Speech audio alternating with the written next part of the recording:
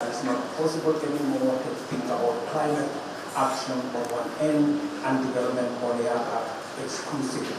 It is one and the same thing.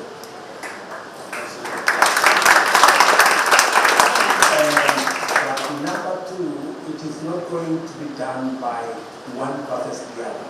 It will be done collectively together. And the focus must be on leveraging every asset that we have, public and private, to see to it that we take this into the for countries to be able to deploy their potential in climate action, planting trees, preserving biodiversity, doing what it is that is important for us to save our planet. They must be in a financial position where they can do it. And that's what we are saying. For us to meaningfully bring every resource on board and get every country to contribute their best in SDGs, in climate action, we must think about mechanisms of managing debt distress. Extend the sovereign debt longer term, increase the tenure, provide for 10-year grace period, 15-year grace period. It is doable, it's possible. Number two, we need to think about how do we make it possible for countries to also access concessional facilities for development and for climate action. That is why reform of the international financial institutions to make them much more agile, to make sure that they can leverage on their balance sheet. We can also rethink a new paradigm on special drawing rights. The way we did for COVID, we were creative enough during COVID to create 650 billion using special drawing rights. Is it the time we took our globe much more seriously, climate change much more seriously, and also create special drawing rights parallel to what we did with COVID in 2019. We need to think about how do we leverage on the private sector? How does the private sector come on board? How do countries like Kenya, developing countries like Malawi and others, how can they go into the financial market and work with the private sector to get resources to drive SDGs, to drive development, but also drive climate action? The impediment there is we have eschewed, maybe rigged, credit rating agency mechanism, debt analysis mechanism, risk analysis mechanism, sovereign debt framework.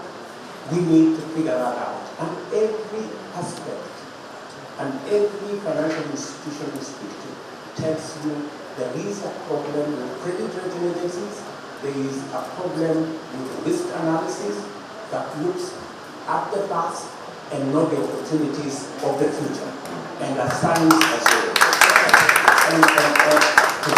and assigns risk to developing countries. We end up doing 5 times more. Private sector therefore runs away because they have been told this place is risky. And the same credit rating agencies, my friend, put us in the financial crisis in 2007 when they assigned very low risk to very high risk instruments. They are doing the same again, and that is why we need to face them and tell them it has to stop. And we need to have a candid conversation about carbon pricing and carbon tax. I mean, it cannot continue this way anymore. We have candid proposals, and we are saying, as people from the global south, we are saying from people from the African continent, the way we are going to get the resources for investment in unlocking the potential of 60% of renewable assets that are in our continent, 30% of all minerals that are necessary for this just transition to happen.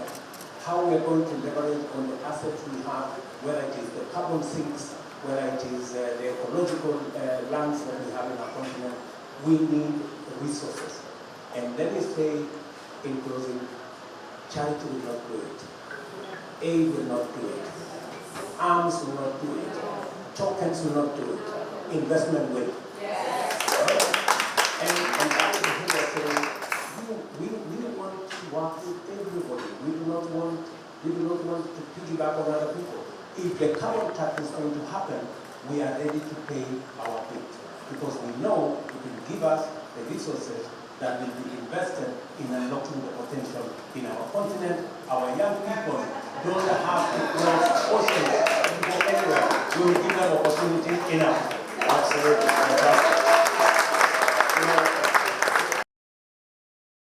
The financial system that we have today, the World Banks, the YMFs, and all of them, they were configured in 1945, 75 years ago, to sort out a different problem from the problem we have today. And it is the reason why we need a financial system that recognizes that we have a climate catastrophe ahead of us.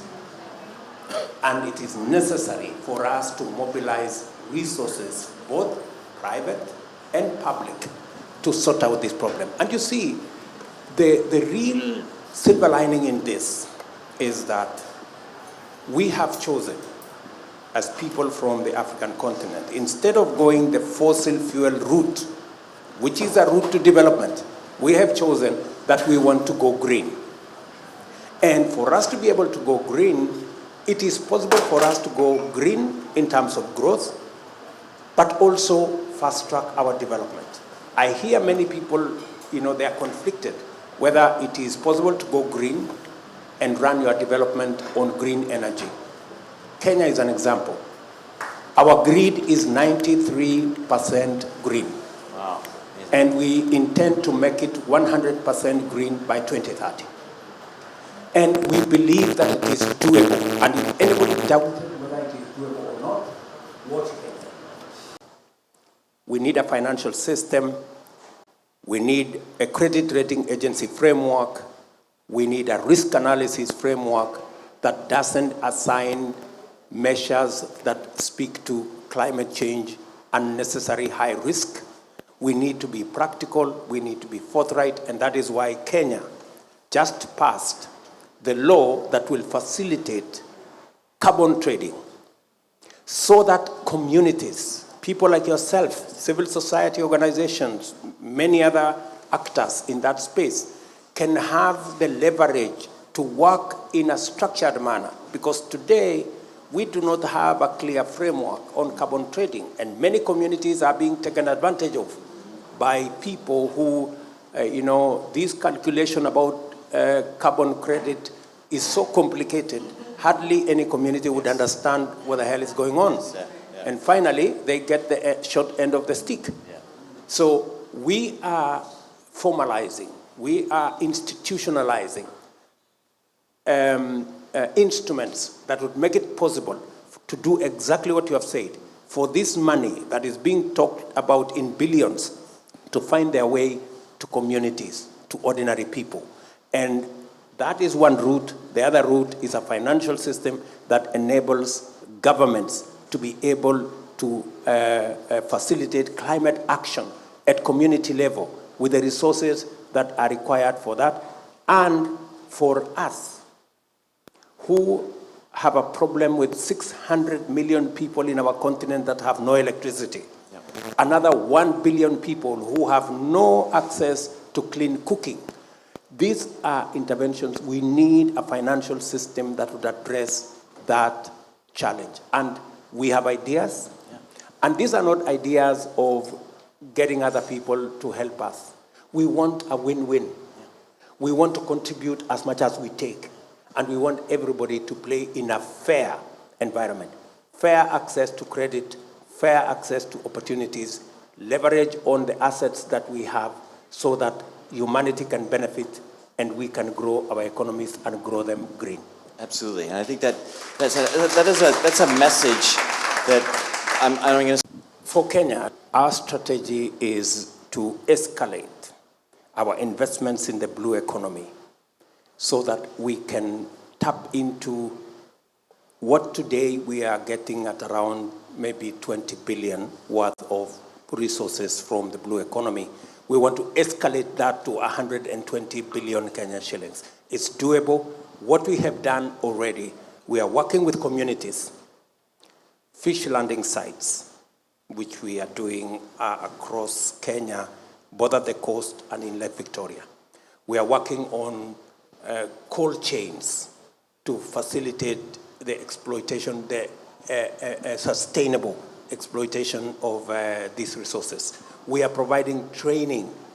In fact, I was issuing certificates to trainers so that they are careful, even during the fishing, they are careful to fish in a manner that is sustainable, that they pick what is sufficient and make sure that the cycle continues. So training is a very important component of what we are doing.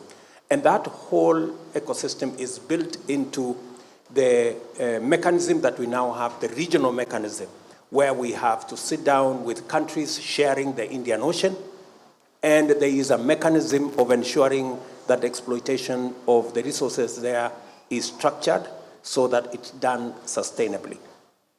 To confirm to you that there are huge opportunities, but it must be done sustainably. We need to stop the huge corporates that get into our oceans, destroy life in our oceans in pursuit of commercial gain without thinking about what happens tomorrow. So that is what we are doing in that space. And I want to tell you that Kenya is seized. We are co-chairing the space in our region. We just finished a meeting in Mauritius. And we are focused on making sure that we play our role. And that is why I set up a whole state department responsible for blue economy. And the lady, the great lady who is running that department is right here. Hey. You know, right here.